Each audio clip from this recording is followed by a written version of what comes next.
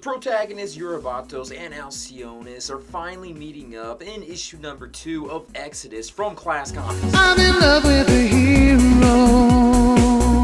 I'm in love with the one who will. Hello comic book fans of the world. In the previous issue to Exodus, we were introduced to a planet called the Nexus that was surrounded by 3 moons and had a whole bunch of different gods and different kingdoms that worship these individual gods. The mother goddess Kiona is missing, however. She is the one that's in charge of all of the other gods, so this means that all of her kids now are basically fighting over control of the Nexus and its moons. David Cantero is the writer and artist for this book, while Patrick Fillion and Robert Frazier were the editors. Major spoilers about this issue ahead, so I'm telling you right now, you have been warned. It's a huge intricate background that's being given for this universe. In the previous issue, I did a whole video on that. If you're interested in checking that out, I'm putting a link over here. However, one of the things you do need to know is the main character of Alcyoneus was chosen as a male virgin sacrifice for the god Sirius. His sister is Althea, who is the priestess for the king of Delphox. So obviously she is against her brother being sacrificed for this god coming in, taking over. In the previous issue, it was established that Euribatos was a badass mercenary warrior. And in this issue, on his travels to Delphox, he sees that Alcyoneus is on his way to be sacrificed. Euribatos shows his heroism and intercedes in this event. He takes on the dragon/woman of the emissary of Sirius, and after a bit of battling, he is able to defeat her. It's kind of funny, after Euribatos does save Alcyoneus, they accidentally have sex. I won't show that panel. You should read the comic book to understand that sequence and how it came about. So Alcyoneus is not a virgin anymore. After Alcyoneus and Euribatos kind of do their thing, we get the whole meaning behind why this title is called Exodus. Unfortunately, the gods are quite petty in this universe, and Sirius rises up almost immediately to pay vengeance on Delphox. Fortunately, though, the king does have a bit of a backup plan to try to save his city, at least temporarily, and Althea decides she's going to sacrifice herself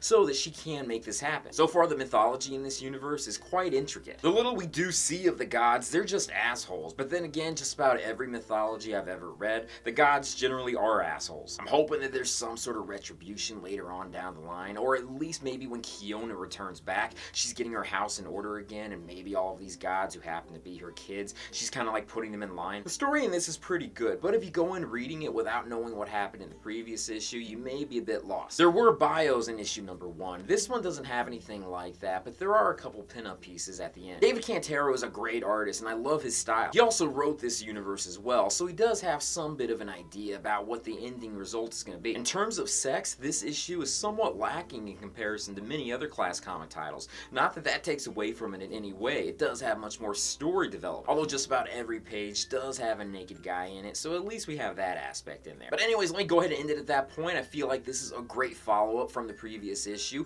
If you're interested in reading this either in English, Spanish, or in French, it's available in a PDF file on classcomics.com. So if you've made it up to this point, you're pretty darn awesome. Check out my Patreon site when you get a chance. It's patreon.com/gaycomicgeek. You become one of my patrons, you get to see some extra pictures, videos, and photo shoots that I only show to patrons. So check it out whenever you get a chance. And with that, thank you guys for watching me in this, and I'll join you in another video very soon. Peace, love, and I'll stay, and I'll see you guys later. Peace. Always win. He's a prominent figure. I say this in just about every Class Comics title, but there needs to be like a merging of all of these different universes. The Nexus planet in this universe could exist in the same universe as the other superhero comic books in Class Comics. I feel as though there needs to be some sort of massive adventure to get all of these characters together.